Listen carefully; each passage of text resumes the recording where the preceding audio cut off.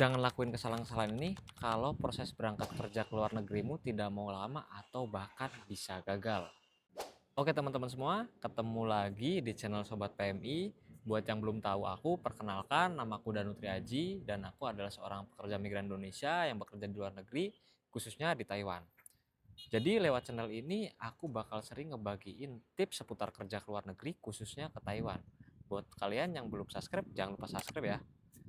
Oke, jadi di video ini aku akan membahas 4 kesalahan fatal yang bisa bikin kamu berangkat kerjanya itu lama atau bahkan bisa gagal.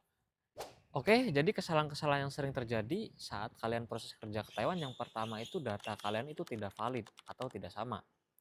Jadi buat kalian itu wajib dicek dulu data-datanya dari kartu keluarga, KTP, akte, ataupun ijazah. Dan bila mana menemukan tidak valid itu dibenerin dulu. Kalau tidak pasti nantinya akan ditolak gitu atau dikembalikan gitu. Dan nomor 2 yaitu ketika kalian interview dengan user itu kalian itu kurang menarik atau kurang sopan. Contohnya begini, saat kalian interview itu kalian itu tidak tegas atau tidak tegap gini ya. Kalian tuh bungkuk atau ngomongnya itu terbata-bata.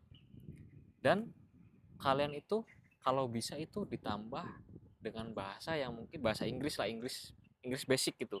Itu karena bisa jadi nilai plus buat kalian. Jangan bener-bener kalian itu kosong gitu, nggak bisa bahasa Inggris ataupun Mandarin. Kalau Mandarin mungkin sulit ya, soalnya saya juga 3 tahun di sini belum lancar gitu, belum belum bisa lah hitungannya. Tapi kalau basic Inggris kan mungkin mudah gitu, jadi teman-teman itu usahain itu bisa bahasa Inggris basic, karena itu bisa jadi nilai plus buat teman-teman. Nice. Dan nomor 3 yaitu di tahap akhir saat teman-teman teto itu teman-teman itu kurang tegas gitu. Jadi kalau pas pada saat teto itu kan nantinya itu teman-teman itu ditanyain namanya siapa, tanggal lahirnya di mana, tanggal lahirnya di mana, orang tuanya siapa.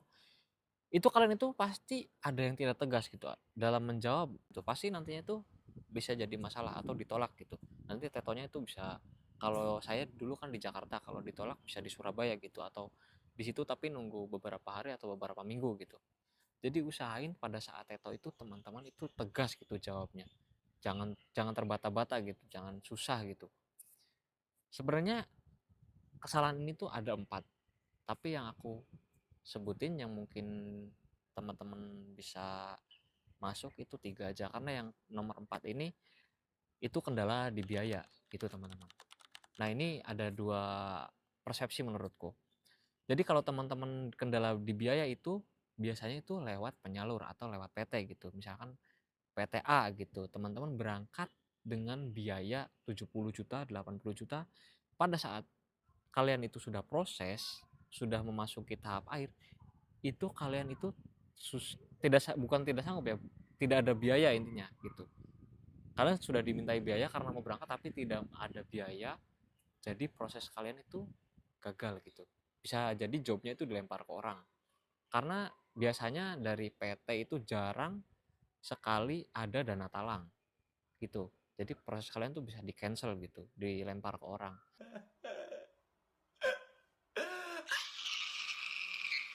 Tapi kalau kalian lewat SP2T, program dari pemerintah ini, itu kalian itu tidak ada biaya sama sekali.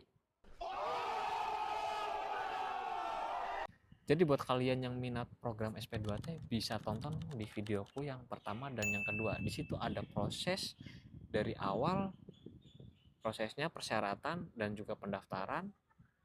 Cara pendaftarannya juga ada, jadi kalian tinggal tonton aja di video pertama dan video keduaku. Oke teman-teman, itulah 3 kesalahan yang wajib kalian hindari saat proses kerja ke Taiwan. Jangan lupa like, komen, dan subscribe. Dan jika kalian masih bingung, tulis aja pertanyaan kalian di kolom komentar.